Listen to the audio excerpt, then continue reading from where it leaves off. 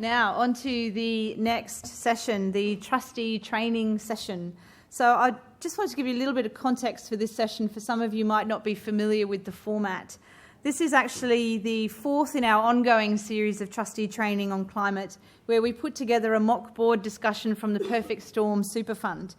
This was first instigated in 2013 with IGCC and with Mercer, filmed in front of a live audience and then with recordings disseminated as part of a training program.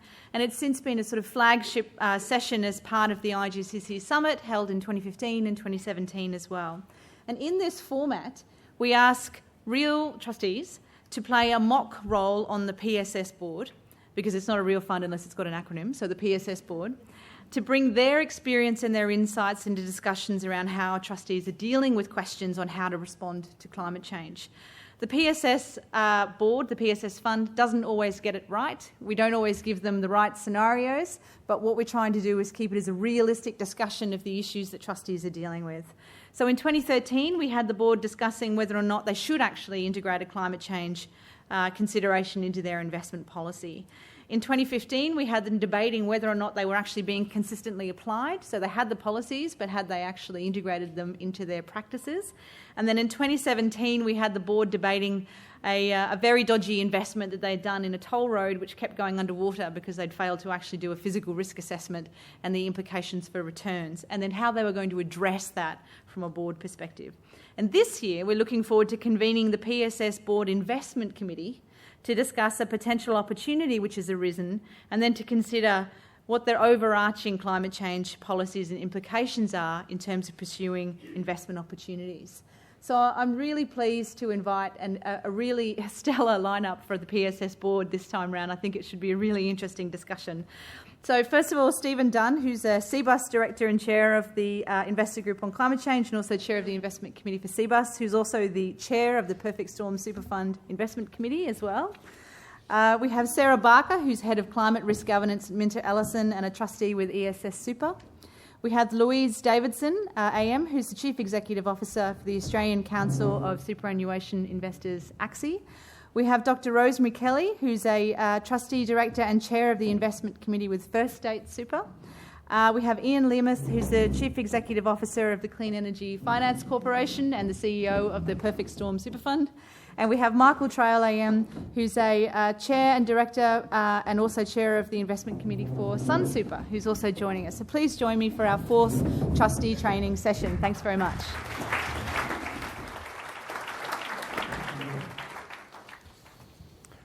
All right.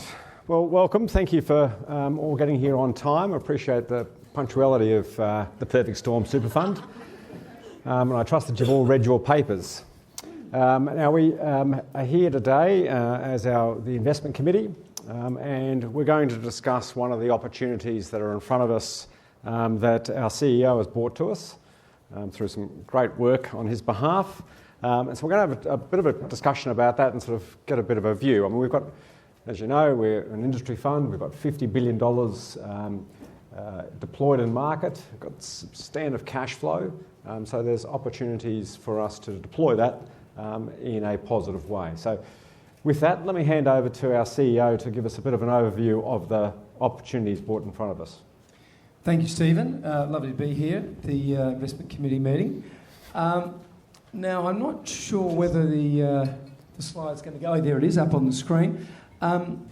So what I wanted to take the committee through today was an enormously exciting waste-to-energy project that's proposed to be built in Wollongong in New South Wales. It's waste-to-energy projects here in Australia is really yet to establish itself as a market, as a sector, and this particular opportunity is a chance for us, PSS, to play a leading role as a financier, really as a cornerstone financier in a syndicate, to lend into a $700 million project, as I say, down there in Wollongong, that will take municipal waste, so divert it from landfill, avoiding all those emissions that municipal waste becomes when it is, of course, in landfill, all the methane that it produces.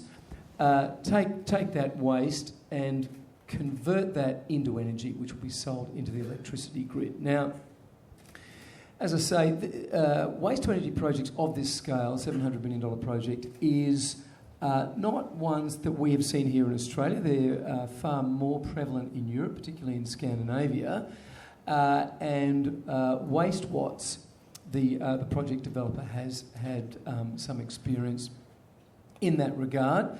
It is a joint venture between the Australian developer and an Australian infrastructure fund.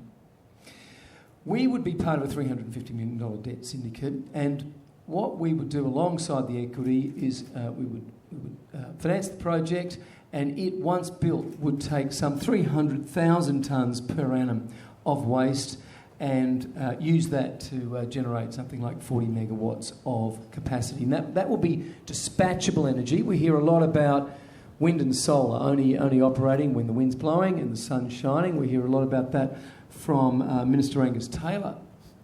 And it's important that dispatchable energy, which this project is able to generate, is also part of the mix to balance the intermittent and variable energy that comes off the rest of predominantly the renewable energy sector. The project, helpfully, and I was just talking to Matt Keane before, will receive a $10 million grant from the New South Wales government. You just fronted up, didn't you? Yeah, look, it was a handshake agreement, Terrific. but I'm sure he will stick to his guns there. Now, New South Wales government are interested in it because it is in creating employment, particularly down in the regions. Wollongong, as we know, it was industrial heartland from days gone by. So putting 350 permanent jobs down there in New South Wales South is very important. Now, the business case is very important here, and the way that this project will return its capital and repay the loan that I would propose that we enter into is a combination of from two sources. We receive a gate fee from the councils in Wollongong. There's a series of councils. If people put waste into landfill, they have to pay a levy. Now, if they provide it to us, they deliver it to us in the agreed and specified form. They'll pay less than they would if it was being diverted, if it was going into landfill. So part of our revenue will come from the gate fees, and 50% will come, as I say, from the Illawarra Council under a 10-year contract. But the balance we will need to find out there in the marketplace over time. Now, I'm very confident that we'll be able to find that, but there is some exposure to that source of revenue. Now, the other source of revenue, of course, is the generation of energy. So as we burn the waste, incinerate the waste, in a very environmentally sensitive way, we will take that heat, and we will generate electricity. Will be sold into the grid. Now, we have been negotiating a power purchase agreement with a leading supermarket company, which I can't tell the broader audience here today who that is, but needless to say, they are investment grade. Mm-hmm. So we're very pleased. We're very pleased with that. That's really the nub of it, Chair. It would be a $100 million loan. It would be 7 years. It would amortise to the tune of about 50% over the course of that 7-year period. It would be secured pari passu with our other lenders.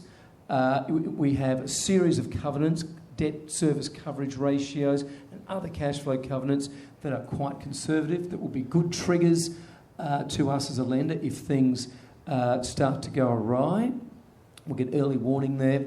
And I would also like to say that the fees up front and the ongoing margins I think are adequate in light of the risks that we are taking. So that's an overview. Very pleased to be bringing the deal to the committee today, and I would certainly recommend it for approval. Thanks, Ian. I mean, I suppose just before I open up, just want to make sure that it's not built on a floodplain, because the last one you brought to us, we're still sort of digging it out. Yeah. That toll road. It is. It is built on a floodplain?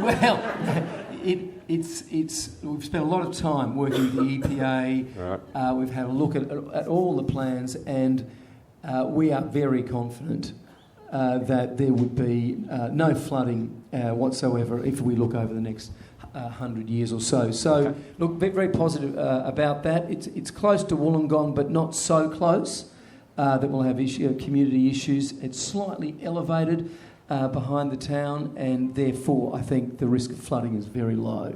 Excellent. Other questions?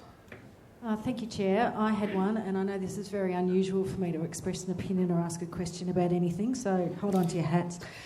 I just wanted to clarify, Ian, what is the feedstock stream that the facility is expecting? I just wanted to see what clarity we have to ensure that it is in fact an organic feedstock and we're not, say, incinerating plastics and compromising the availability of, say, recycling streams. Look, thank you for that. It is red bin municipal waste, so it is organic waste coming from the council, and the future or the balance of the waste that we're hoping to see from other nearby councils or other operators will also be organic waste. Very conscious, and in fact the terms of our planning approval only allow us to take that form of waste because it's of course regenerated, which means it's renewable energy in terms of our investment mandate, but it is also the emissions reduction is far better from the organic waste, and conscious that plastics, paper, cardboard and wood and so on, which often is potentially directed to these sorts of facilities, can be recycled. So strictly red bin municipal waste. Chair, if I might just jump in there. I mean, I think we've had some interesting discussion and presentation on the specifics of this particular investment, but I'd be interested to hear from Ian as to where you see this deal fitting within the context of the fund's strategic asset allocation and investment strategy on the one hand, and then our climate change strategy on the other hand, or does it sort of fall between the cracks of the two? Well, maybe at a very granular level, I see the loan, a senior secured long-term project finance loan, fitting into our broader fixed income portfolio. It admittedly lacks the liquidity of a bond, a climate bond or a green bond, but I see it as, importantly, despite that lack of illiquidity, such a signature transaction in developing a new asset class in the renewable energy sector here in Australia that I see it very consistent, sitting very consistently with our climate change policy, which, as I recall, is about supporting new and innovative technologies in that space. And I know that we're still to do a bit more work on our policy, so I see that as very important. And I also, given the carbon emission reduction that we are going to see, and just how many tonnes of carbon that we are expecting to displace, I think it's also going to be a terrific contributor to our carbon emissions reduction target that has been set. And I know we're revisiting that, Chair, but I believe it'll be a substantial contributor to that target. Well, I mean, I think it brings up a good point, Louise, in terms of the challenge. I think we've done a few of these deals now, Ian, and you know, from our perspective, apart from that one that went underwater, this, figuratively, well, literally, the aspect around our climate change policy and what we're doing from our investment sort of perspective, I sort of feel that we're doing these one or two deals here and there, and we're a $50 billion fund. You know, we've done 3 deals totaling, if we do this one, that's $100 million, a total of about $200 million. I mean, are we really addressing the climate risk that sort of is being embedded in our portfolio? And we've talked about a number of policies, and you know, I think it'd be worthwhile for us to go through those policies again, because I just have this sort of, you know, feeling that we're actually just playing around the edges and not really getting to the heart of what is a deepening risk in our portfolio. But I mean, Sarah, you've been on the board for a while and you've sort of seen these transactions and just how they sort of fit within the overall, you know, investment discussion we've had with the board in terms of the climate change policy that we signed off with the board and the sort of key sort of resolutions that we've had. Yeah, thank you, Chair. Obviously, everyone on the Investment Committee is familiar with our policy position on this, and it's up on the slide, so I won't go through it in detail. But, I mean, 6 years ago, we first passed a resolution, or the board first passed a resolution, that we have a climate change policy, and we have gone to great lengths since that time to ensure that it has been implemented across all aspects of the investment strategy that the board's responsible for, from our philosophy to our strategy, investment allocation. But in preparing for this meeting, looking at our existing policies again and considering that in the context of the direct investment that's been brought to us today, actually it gave me pause for thought about whether or not we actually have been systematically applying this policy in a way that we can report back to the board that we have been systematically applying the policy. I mean, Chair, I draw to your attention in particular resolutions 1, 3 and 4 in terms of our existing policy. We've identified this as a long-term systemic risk.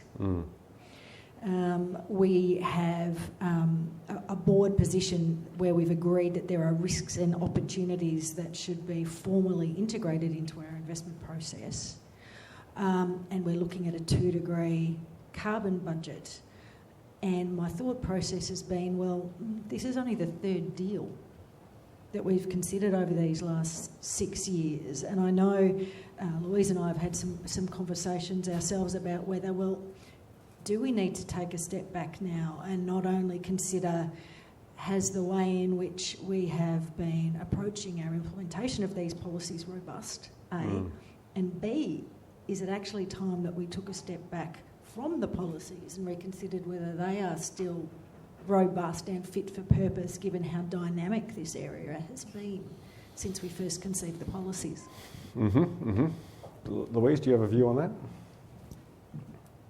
Yeah, I think that it does raise a question about the extent to which the Investment Committee is actually delivering on what the board policy environment presents to us. As Sarah said, we've only had a small number of opportunities which are kind of, if you like, positive carbon opportunities for the board, and other matters have been really framed more in terms of risk. We do have our socially responsible investment portfolio in place, but it hasn't got a huge amount of investment in it, as is the case with many of our peers I know. So I think it is really time for us to ask about whether we as an investment committee are really delivering what the board expects us to deliver in terms of climate change. Rosemary, yes? Chair, I echo Louise's views. I think that what has been happening is that we've been given opportunistic opportunities to invest in positive projects. We actually haven't set out to find those projects. And that concerns me, that Ian comes here with something that's come across his radar. It looks good to him. You know, we're asked to approve this proposal, which we probably will, because it's got a number of characteristics that are attractive to us in terms of risk and return, and also a positive impact on the environment. But my concern is that we were actually to look for those projects, not just be sitting here getting projects that are opportunistically across the radar of the Chief Investment Officer. Right. So are you suggesting, I mean, when Ian does a few other things apart from 3 deals in 3 years, I mean it's a reasonable sort of workload, but there is business as usual. The aspect around are we sort of we've got some guidelines or some resolutions in terms of climate policy, some principles, but are you feeling that we don't really have a plan? Yes, and look, I've attended a few meetings of the IGCC, and there are recommendations that we actually take that step forward and having a plan going forward, and I think that's what we need to do.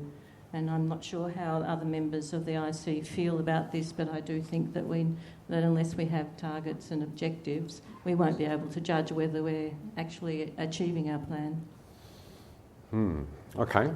So what do we think would be sort of some of the features of a good plan? I mean, I know some of you are sort of involved with other organisations, etc. So what would we like to see in a plan that we'd hold Ian accountable for, as well as ourselves? Look, a couple of observations. One is, I think what is missing a bit from this, consistent with comments of my fellow trustees, is a clearer line of sight to what good looks like in a more sophisticated investment strategy around this. We do appear to be reactive, and I think I'd like to see a 5 to 10 year game plan about what good looks like.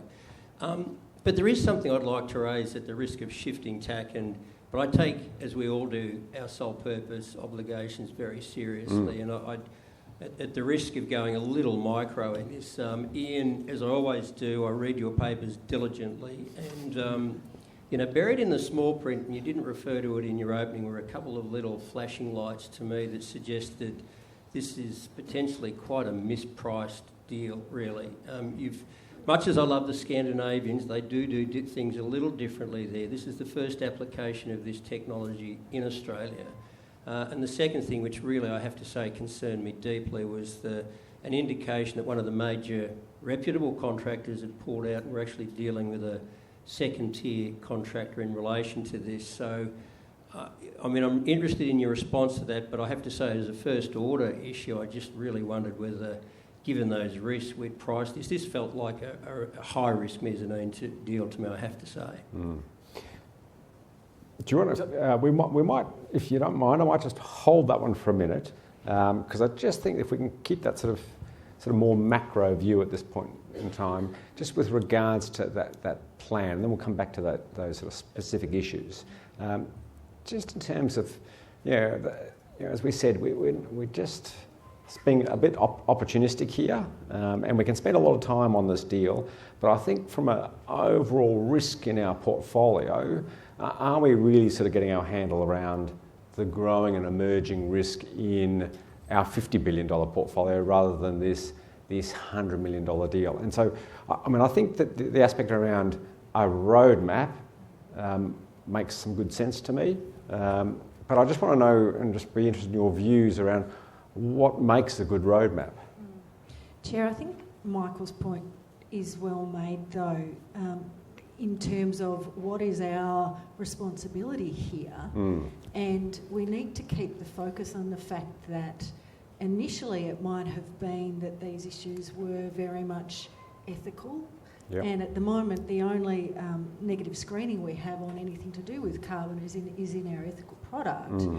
But I think this is a very good point in time to take that step back and really refocus on the fact that we have identified this as a financial risk and opportunity. Yes. But we still seem to be treating it as a piecemeal ethical risk issue. And my concern would be more that we are not satisfying our obligations under the SIS Act in terms of acting in the financial best interest of beneficiaries and maximising their benefits in retirement if we continue along this path, rather than if we take a more proactive approach to integrating financial risk and return issues associated with climate change into all our investment strategy and all our investment activities, whether they be direct or through the asset managers. I absolutely agree. Sorry. I was just going to add that I think over the weekend Mark Carney of the Bank of England was quoted in the Guardian as saying that any company that does not properly understand the implications of climate change for their business will be bankrupt. It was a pretty bold statement, and I think that applies to us as well as to all of the companies in which we invest. And so I think the idea of actually perhaps going back to management and talking about setting out a more systematic approach to how we manage both the risks and the opportunities from a from a strategic perspective as well as an opportunistic perspective is really worth considering. Yeah, we certainly don't want to be underwater, that's for sure. So from your perspective, Ian, you've heard some concerns from the investment committee with regards to not having an overall plan to deal with climate risk, which we see as a key financial long-term risk to our portfolio. What's your thoughts in terms of what sort of roadmap could you see being built for us that gives us a bit more comfort that we're actually getting a handle on the overall risk and actually seeking to actually mitigate and potentially build resilience within our overall portfolio? Thanks, Chair. Well, look, I think it's absolutely critical there's a very clear and well-defined path for me and the investment team in terms of the broader strategic vision that we as PSS have for investing in the renewable energy sector and climate-related investments, because to date we've really largely worked off our personal KPIs in terms of dollars invested. And look, we occasionally have a look at the old policy. I caught a bit of it in the lift on the way up. It's good to hear that you occasionally look at it. Yeah, but look, it's short and largely handwritten. So, Royal Commission, anyone? I think that's right. I think we need to think about how many dollars that we want to invest. What asset categories do we want to go into? Asset classes? Is it an equity-driven strategy? Is it a debt one? Are we talking unlisted, listed debt? I think the more precision that the investment committee can give to management, the better. Because I've got 25 people out there in the field just desperately looking for deals to meet this year's investment KPIs, and they're really a bit unsure about the clear picture around this in this area. Rosemary? Well, Chair, I do think we need to take a whole of portfolio approach to this. I don't think we should be looking at specific asset classes per se. And I think we do need to look at targets and goals.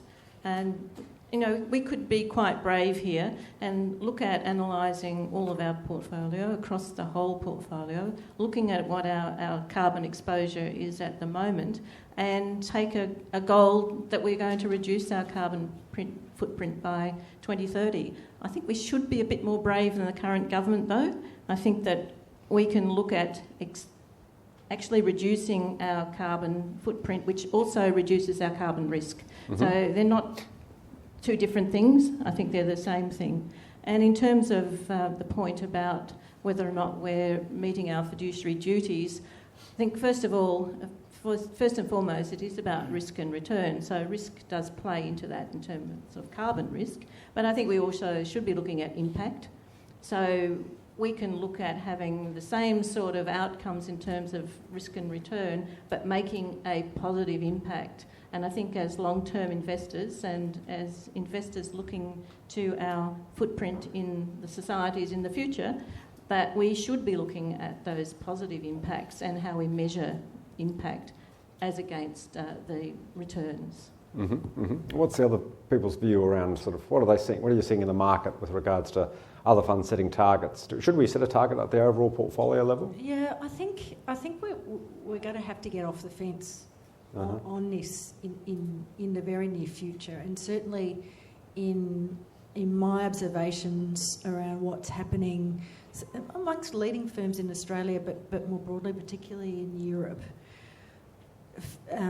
Funds and other institutional investors are starting, and companies are starting to have to put their hand up and announce plans to decarbonise in accordance with the Paris Agreement targets.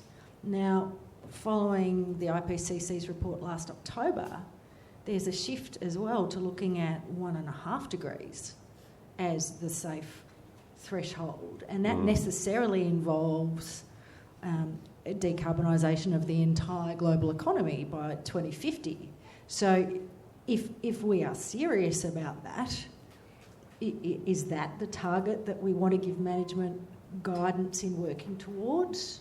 Is it something lower? Is it realistic to talk about decarbonisation of our portfolio when we're also looking at investment in sectors that aren't necessarily carbon intensive but are exposed to, say, economic transition risks associated with climate change. How do we assess that? I think we need to, first of all, decide, well, what is our end game? And secondly, what our different stress tests are going to be in analysing what our risk of deviation from that end game are. So we think... To that point, I think, to Sarah's point, I think what's missing to me in this, and I think there are some precedents elsewhere in the portfolio, you know, the infrastructure, which has been a very high-performing part of Perfect Apart from the toll road? Yes, apart from the underwater toll road. But generally the track record there, and there was a line of sight, we took a view that was going to be a 10 to 15-year build, and I think what we're missing from this is a bit more clarity and granularity, and what does it look like to be prepared to invest over 5 and 10 years, both in building the portfolio, but a non-trivial part, as we know from our infrastructure experiences, building the IP and the skills and having the resources on board so that we're placing bets, not just about individual deals where it's easy to be critical in the short term, but what team expertise are we building so that, to Sarah's point, if we've got a much bigger chunk of the portfolio, what does that look like? What people do we need to hire? And I'm kind of missing that from this conversation. Yeah, no, very good point. Okay, so what I've heard so far is that we need to have a goal/target in terms of the overall portfolio. We need to look at sort of making sure that we've got the capability to actually execute towards that goal/target. What other things do we think we need to have in a roadmap that Ian's going to go away and develop for us? Any other thoughts? Well, I think I think Sarah's original point that we need to work out what our end game is. Like, we really need to, I think, the whole board, in conjunction with the investment committee, needs to have a clear view about what our objective is. And then within that, we really need, I think, to be able to set some targets and metrics. We need to understand a bit more about our existing portfolio now.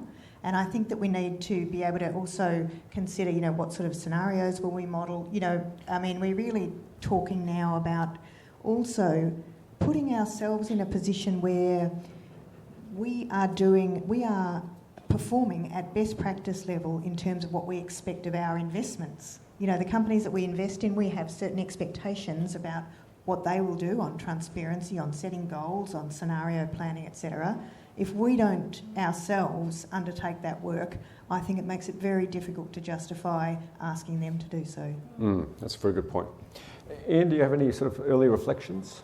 Yeah, look, I think it's helpful also if you decide is it a carbon emission path that we're going down? Is it a return on capital across particular technologies, or is it a combination of the two? If we're going to, and I suspect we will, have a carbon emission reduction target as part of this new investment policy, we're going to have to think about the methodology involved there.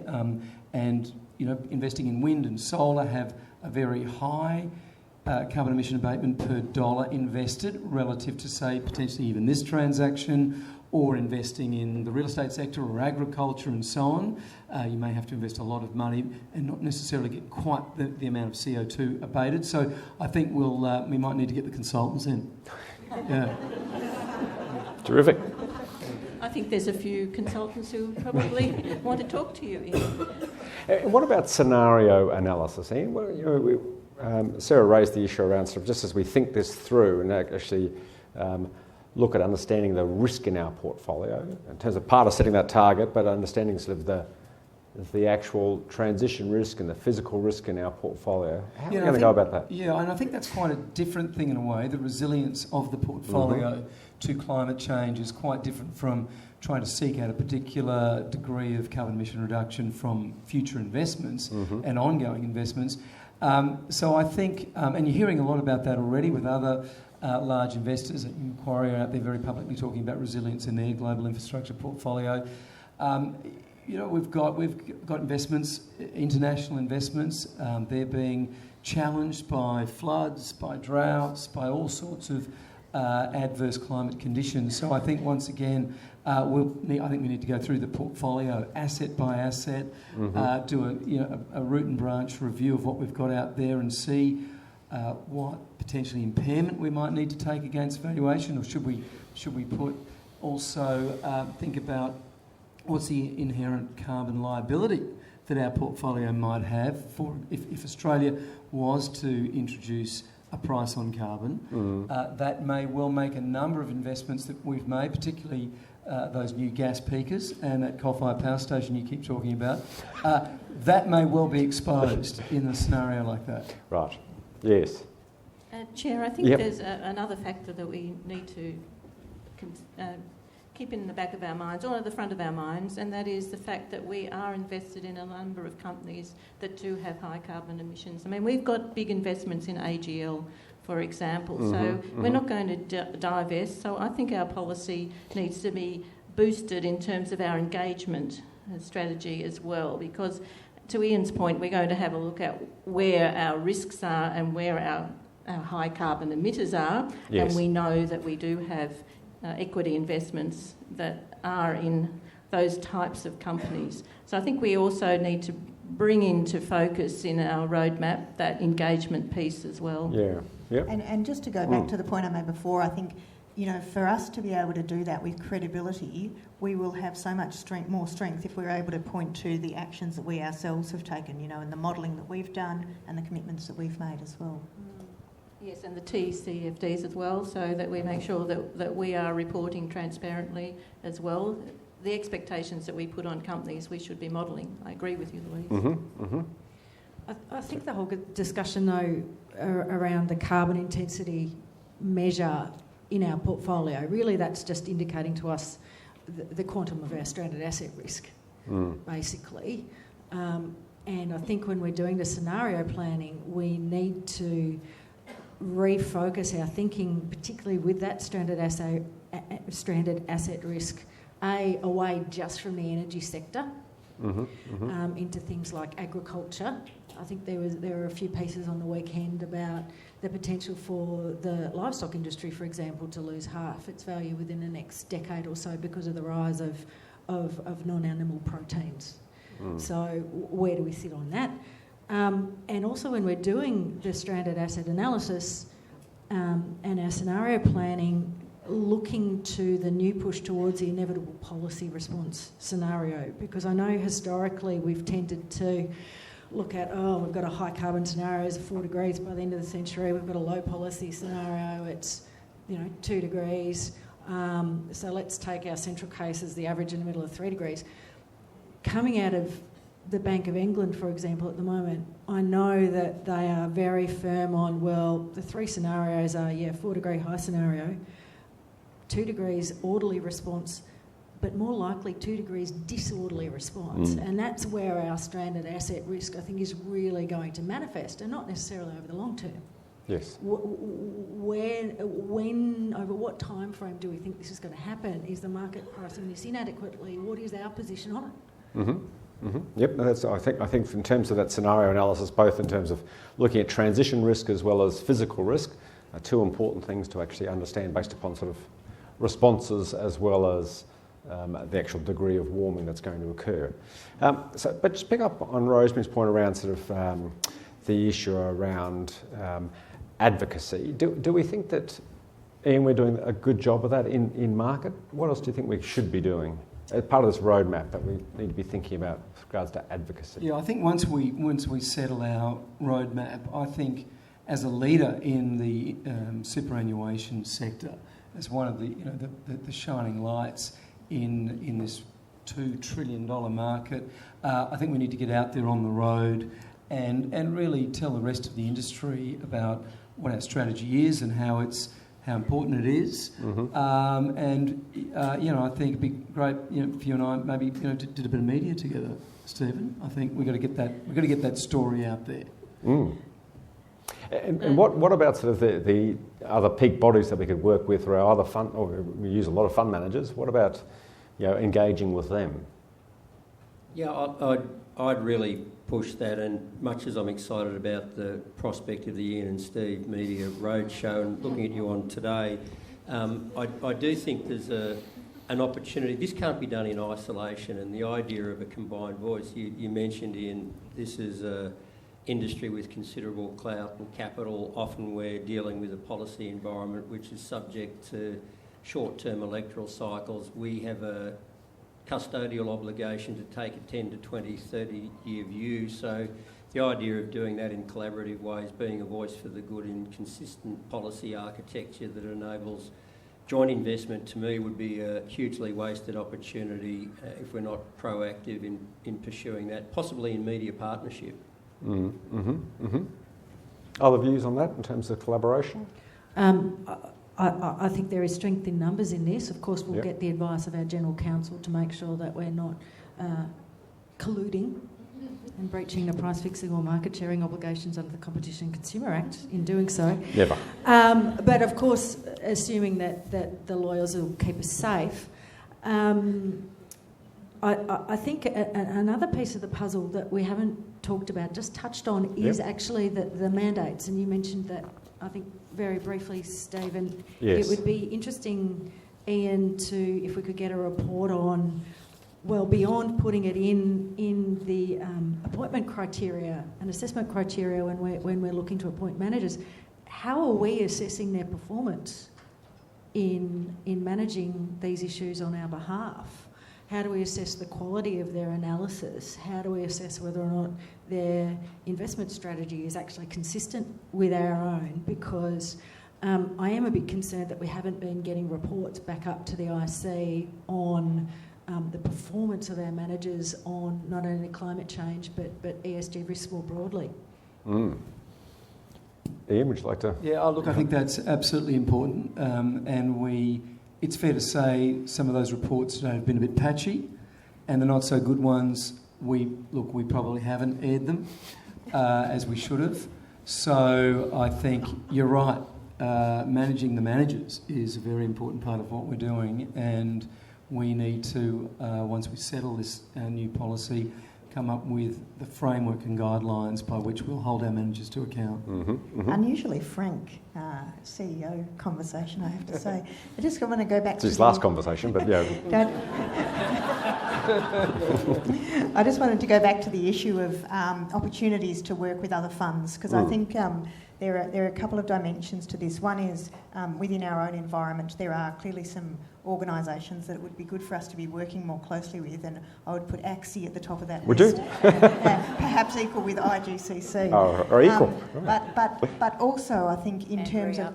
and RIA, sorry. But also I think just thinking about there's a lot to be learnt from what's going on in Europe in particular, I think, because their policy settings in Europe are much more focused on catalysing sustainable finance. And so the pension funds there, I think, have been thinking about this in a different way to what we have.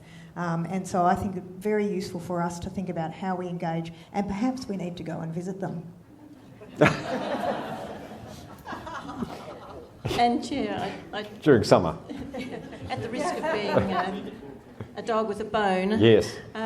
I don't think that Ian really got my point about engagement. I don't want to see you two tap dancing around Australia. I think you need to be in the boardrooms, or actually in the CEO's office of some of our larger companies, holding them to account and talking to them about their carbon footprint, how they are going to decarbonise, looking at AGL, what are they going to do about coal-fired generation, what is their transition plan. I think that we should be asking those hard questions to the right people in the right boardrooms. And to Louise's point, we can cooperate with other funds on this. Yep, that's very good. And AXI, of course, are a great influencer. So I think there's opportunities out there for us to influence. We don't need to be blowing our trumpet out in the press. We need to be actually doing things.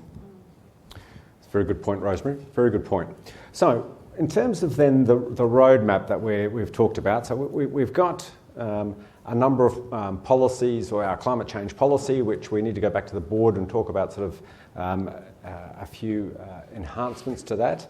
But with regards to the roadmap, what we're going to be asking see if I can summarise this effectively, asking Ian to do is to come back to the IC with a roadmap which considers and has considered what our goals should be in terms of carbon abatement or carbon emission abatement over the 5-10 period of time.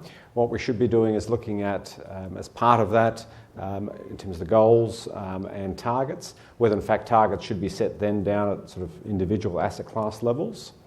I think that we need to also, what I was hearing is that it's very important that we sort of see quite a lot of work with regards around the scenario analysis, so we as an investment committee get a better understanding of the risk that's emerging in our portfolio and what, if anything, we should be doing in terms of action with regards to asset allocation.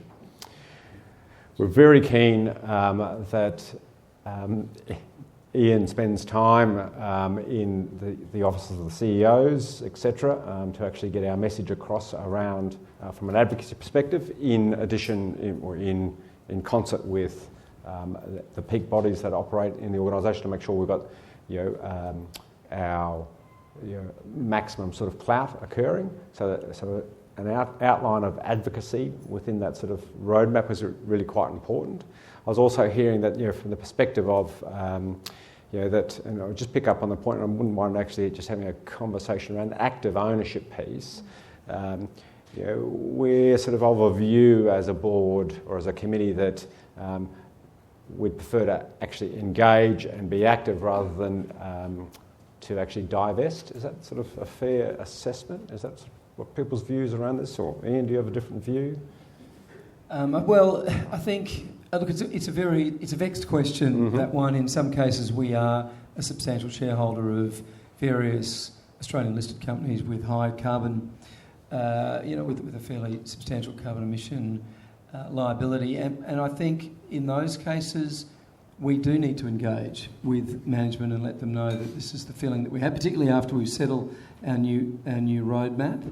And I think we give them a chance to map out their own plan to carbon emission reduction, or I think as a responsible investor we may have to divest. But I think we need to be cautious about just how active we want to be on the divestment front. Yeah, I think we have to be careful. All right, views. I think in terms of divestment versus engagement, that I think our view has consistently been that engagement is certainly the first port of call, but perhaps where we need to do some more work is on more clearly defining what we would consider to be failed engagement, so that because it may be that there are cases where we can't through engagement and through voting convince an organisation to change, and then we might want to be able to divest. But we need, I think, a framework to guide us in that. Mm-hmm. All right. I think that on that basis, Ian's got quite a bit of work to do. We've got. Still going to answer Michael's EPC question. We could, if we could do that briefly. Very briefly. Yes, please. Chair, I'm just conscious Michael asked me about the EPC contractor, and it was enormously disappointing that Acciona did pull out at the last minute, and Mario Brothers Wollongong were appointed. But I had a chance to meet Guido, and he convinced me that the family are really capable and able to deliver under this contract, the $700 million contract. So I'm confident that we're in good hands there. So you're right with that, Michael? Look, I'd take Ian's assurance, and that sounds like a very good brand name for you to be dealing with. Excellent. All right, so we'll approve that investment. And we'll ask Ian to come back at the next IC with a clear roadmap which addresses the issues we've talked about in terms of targets, the aspects around scenario analysis, and takes us through the aspect around sort of active ownership and advocacy. So it gives us a clear plan for work that will actually enable us to go back to the board and say that from the investment committee's perspective, we have a great degree of confidence that we can execute on the climate change policy that we've agreed to at board level. Thank you. All right, well that sort of concludes the Perfect Storm Investment Committee. We've got a little bit of time for some questions, so not of Perfect Storm hopefully, but if there's questions that you have of the panel members. Look, I'm interested in the carbon budget aspect of all that. Ian, if you burn a ton of rubbish, obviously you save the kind of the methane emissions, but you're creating CO2 emissions. So what's the actual carbon saving in that whole process? And it sounds like a great project that's scalable up and could be then rolled out to other cities, but I'm just wondering how much actual carbon you're saving. Yes, well, we've done a study on the plant, and I think, as people know, methane is some 26 times more potent than CO2. So by averting the landfill, we think we get a terrific result. There is, of course, some CO2 released as a result of the incineration. I think of the scale of this particular project over its life will abate something like 500,000 tonnes of CO2. So the like-for-like comparison is we're well ahead in this particular case. Yeah.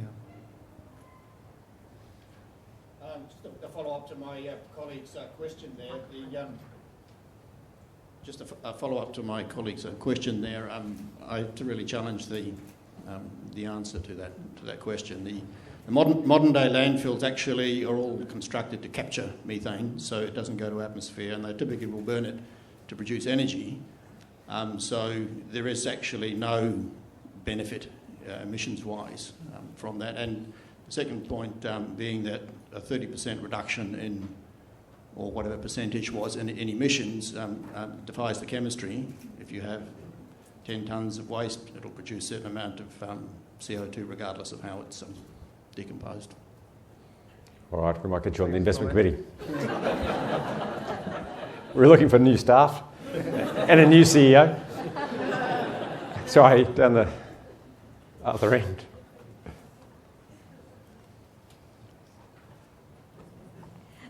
This follows on reasonably from that, actually. Oh, Jesus. Sorry. That's okay. I heard a fair bit about what does good look like, both for an individual investment where you could easily maybe make some of those sorts of mistakes, as well as at a whole of portfolio level. How would you look to decide what good looks like?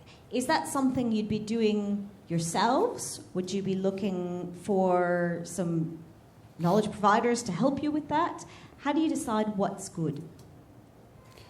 Yeah, I think that's an excellent question with regards to sort of, as we look at setting targets and look at setting goals, what does good look like?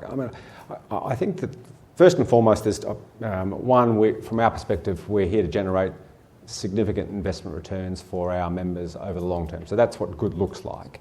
Then in terms of how do we then look at sort of, what's a good target in terms of emission reduction? I think there's two sort of points that we need to sort of apply our minds to. One is, in essence, what has been agreed under the Paris Accord, and saying, well, that's what needs to occur in order to actually get us under the 2% or aim for 1.5%. So therefore, a 30%/50% reduction in carbon emissions is what, 50% and 100% sort of reduction is what good looks like. But we then need to also then, as an investment committee and as a super fund, look at that and look at the scenario analysis work that we've done to say, is that what good looks like in terms of actually mitigating the emerging or the growing risk of climate change in our portfolio? So there's not an easy picture of what good looks like. Add to that too. Sure. I think also that it might be different for different funds, and different funds obviously have some different investment, sort of different emphases in their investments and different memberships. And I think, that might impact on what good looks like for a different fund. Yep.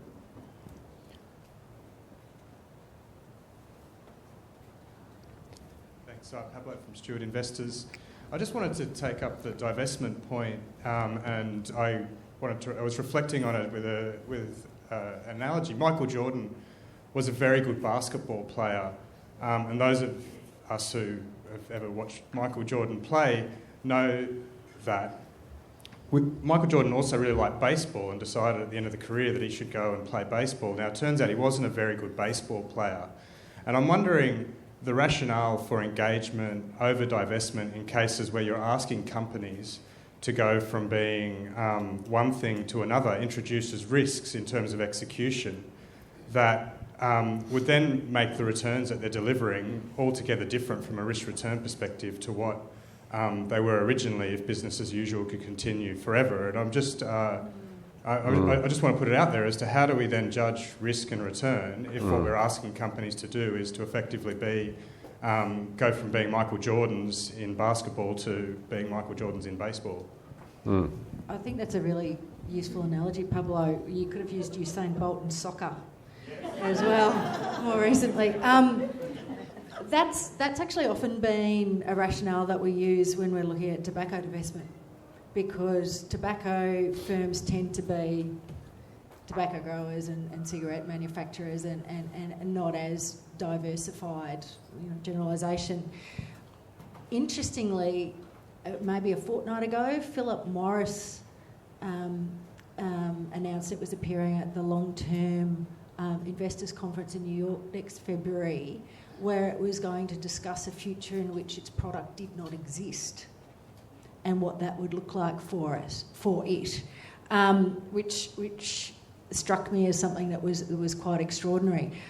I think it depends when we're looking in the energy sector at whether or not companies look at themselves as energy companies or whether they look at themselves as, say, oil companies or coal companies or gas companies, and then going that next level, making an assessment, well, how equipped are they to transition? Same as with car companies at the moment. How equipped is a manufacturer of vehicles with internal combustion engines to shift to electrification or hydrogen fuel cells? I think it's a really good question that we don't often ask, but it's definitely a valid one. Okay. I would add also that one of the really critical pieces of information for investors is to understand how companies themselves are thinking about these issues. And so then things like reporting under the TCFD, meaningful reporting under the TCFD becomes really important, because if as an investment committee we decide that we're going to engage except under X, Y and Z scenarios, we need to be able to analyse when a company fits into X, Y or Z scenario. And I think it's not always clear, particularly, say, with energy companies or, as you say, with car companies. There are some sectors at the moment where things could go two ways.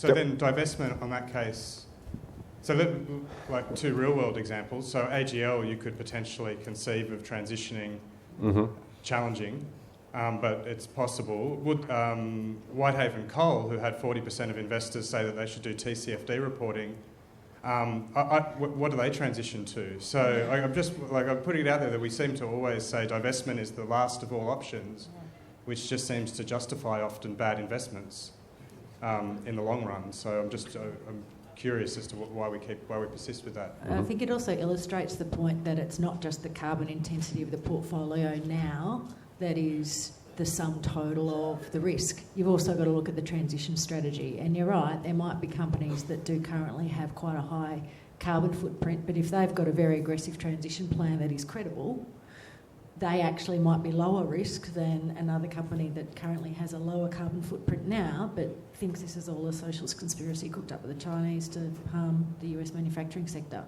in which case they're not going to be equipped to transition. Rosemary, did you want to add? I think Louise's point is the right point about divestment, and that is we need to have a strategy and a process and principles around investment and divestment. And at what point do we divest? What do we take into account when we're divesting? Can we actually sell this asset into a market? There's a whole lot of things that you would want to consider in divestment. I think I would agree that it is the last stage, but there are some companies that you cannot engage with, and a lot of funds have divested from tobacco on the very basis that you can't talk to tobacco companies about stop selling tobacco to children. That just doesn't work. So divestment is obviously the end point in that case. So I think what funds need to do is to develop a robust, if I can use the word, roadmap towards divestment as well, with the criteria set, so that there's a guideline that the board sets, that the investment committee implements through the investment team, and that would be an iterative process too. None of these things are static, and so I think as technology develops, as carbon becomes more of a threat, that we need to always be reviewing our investment beliefs and reviewing our roadmaps. But I really do think that we need to have a strategy around divestment. All right, I've got time for one last question. At the back. Hi there, Nick Wood from Energetics. Retrospective, say 3 years ago, you were given the chance to invest in Pacific Gas and Electric in California. Would you have done that, and would your due diligence have saved you? Toll Road? I mean, I think we've been looking at lots of technologies in the energy space. 3 years ago, we wouldn't have, I suspect, based on the investment committee meetings back in those days and the conversations we were having, I don't think we would have been probably cast as critical eye over a gas investment as we might today. But even today, I think we see gas as a transitional fuel, and we may still make gas investments where appropriate. Just quickly, Nick, we probably would have, because even though they'd previously been sued because of their transmission lines sparking wildfires, there were specific assurances that were made by in their annual report disclosures about the fact that they'd pulled their socks up. So if we'd taken those on face value, we may have invested, and we might be part of the shareholder class action against the former directors now for securities fraud. Okay, thank you very much. I hope that you found that somewhat informative. But as the purpose of the discussion was really around the challenges around enacting.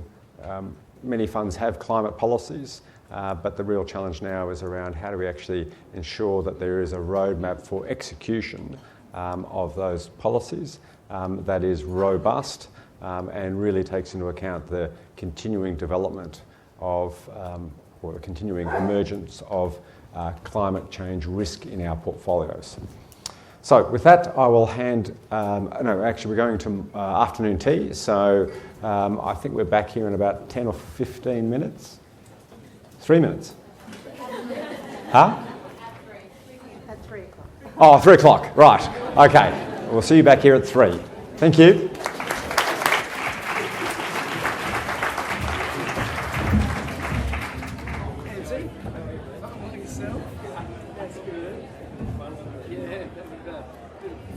Not what I see.